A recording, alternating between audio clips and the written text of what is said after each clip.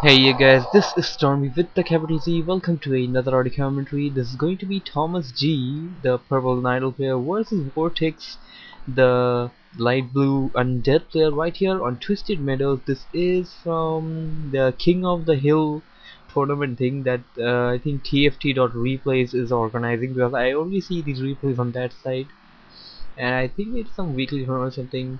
It's been a while since I've done commentaries, and yes, I'm being quite busy. I have been quite busy some time. My whole house is under construction, and my room is almost totally destroyed. Anyways, under construction. Anyways, getting back to the game, we have ThomasG going for that Ancient of War creep. Most probably gonna be dropping that wisp over here.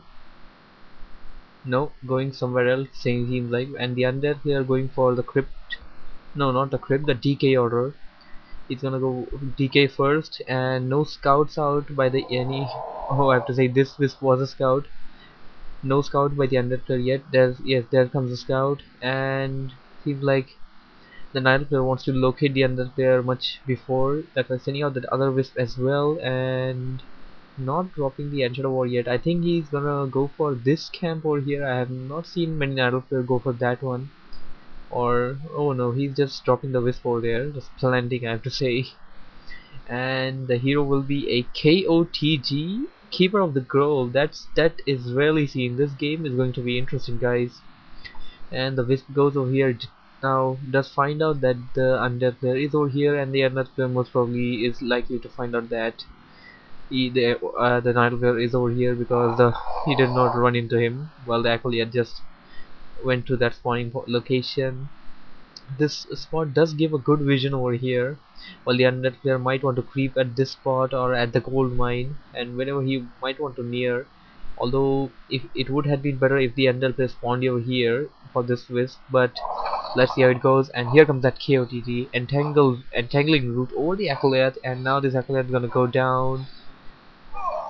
While here comes the DK gonna be rushing with a few goals, it seems like. Does not seem to want to creep. It's going directly towards the enemy, and seems like they somehow found out, yeah, where they are. And here comes the KOTG entangle route. No, does not entangle him. Running back instead. And here comes that Ancient War being dropped near that camp over here. Hunter's all with another Ancient War at the base, and now the base is being blocked in a very unique way. You do not get to see this kind of games very much, guys. And seems like the KOTG and the DK are having a race around the map. KOTG in the lead at the moment, and here comes those ghouls. Ghouls might just be able to block a surround coming up there. No, the KOTG is quite successful at the moment, but no, he is able to block. The good micro play there, heavy micro over there by both of the players. And the undead player might wanted to have unholy aura at this moment, and it would give him the extra speed advantage over everything else. Anyways, and the KOTG does not seem to want to entangle anything over there. He might have entangled the one of those acolytes that could have done some good damage, and yes, he is going for some harassment. Let's see some KOTG harassment over here. He's probably gonna entangle the goals, I think, as they are already on low hit points. And yes, this is something. I don't know what he did right over there. Here comes a few more goals. Seems like he wants to find out the DK, and he wants to entangle the DK instead of anything else. And here comes the Huntresses. So it's gonna be KOTG with mass Huntresses. Gonna be a quite interesting game. And that goal will go down over here. And seems like the undead player is gonna complete that camp over here. Gets a gloves of haste. Gonna be giving him some attack speed advantage. Anyways, now dropping the graveyard, and the Hall of Death is halfway done. And this player is only a T1. He is thinking for expanding soon. I don't know what he might go for next, as he is going for double Hunter's push, double AOW Hunter's push, I have to say. Wisp over here gonna be giving him good vision and good time for detonating over the skeleton minions. And yes, right now the undead player did get that unholy aura, which is going to give him the speed advantage over the Nidal player. Let's see how it goes. While the Nidal player opted to go back to the base and is going to creep over here, as I can see this Ancient War standing.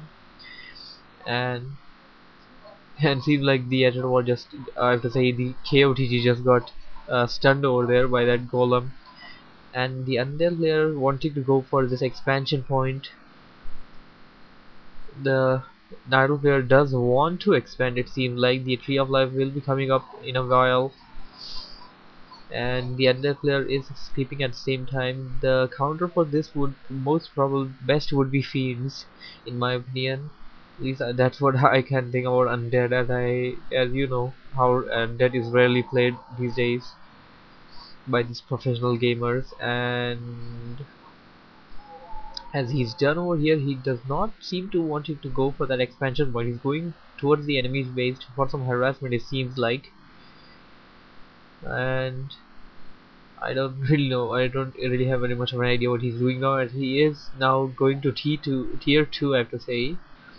And at tier 2, I don't know what people most likely try to do with mass huntresses. And well, let's see. They're talking about mass hunters. They aren't very massed over here right now. I can't really see what he's doing. And there was a good coil over there by the undead player which saved that goal and didn't manage to save it right on time as the TP went off. The goal was entangled over there, and seemed like he did get away with all those goals. Now dropping the slaughterhouse, gonna be getting out those, what do you call them, destroyers, right? And the tree of life is going from the edges, and you oh sorry, the idle player tend to resist because they just want to remain hidden just as much as they can.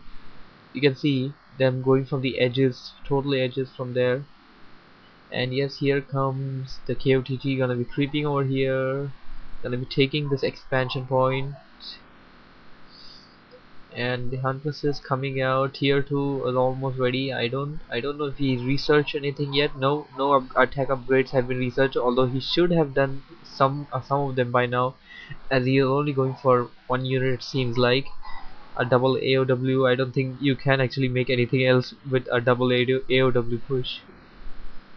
And the undead player has the second hero as Lich ready. Lich gonna buy those, what do you call them, Rod of Necromancy, right? Here comes Fiend.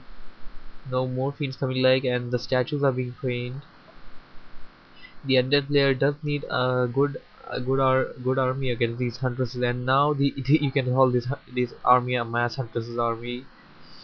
And now the Nidal player going for this spot, no, going for some other place, while the expansion is coming up over here. Some Nidal players, I have to say many Nidal players, try to uh, route their tree of life over here so that they can just hide behind their entangled gold mine, and might drop some agile protector over here and here to just keep them hidden away.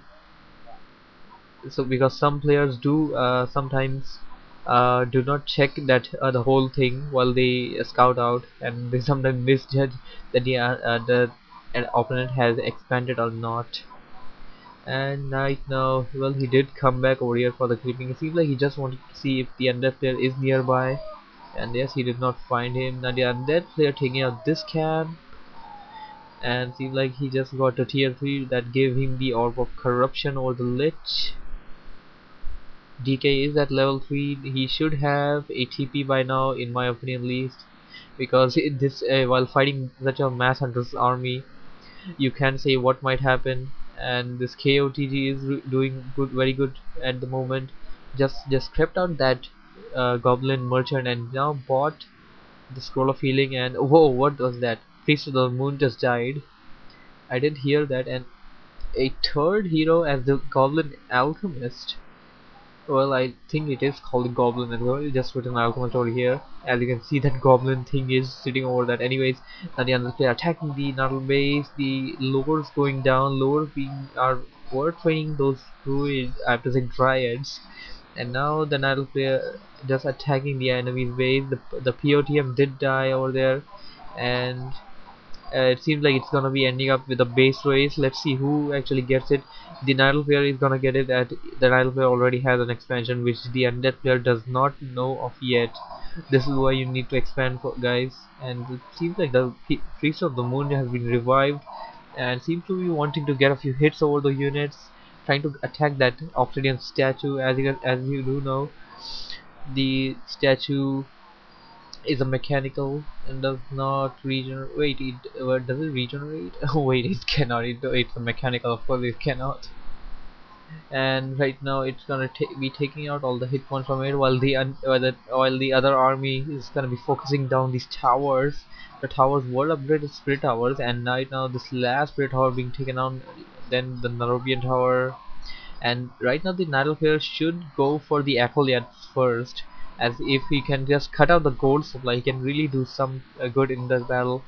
And you can see these forces of nature and the undead player going back to the base. This is why I said you need to have a TP at this at such a time.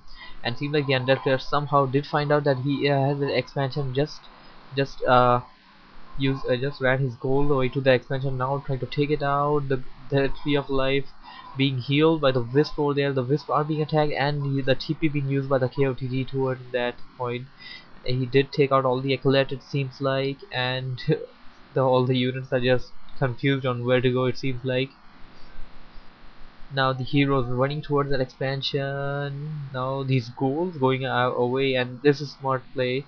He's using this ghoul to lure away the Nidal army, while the heroes might just go for the attack over the main. But no, that was not so good, as the undead player was constantly being followed by the droid, it seems, by the hunters, I have to say, it seems like. And yes, now he did buy that TP and gonna be using it when he does need it. Here comes the Wisp might just detonate over that lich over there, and no, this got taken out at the right time. Detonating over the lich is a good strategy, as you can just take out that lots of mana that thing has for the frost armor and Nova.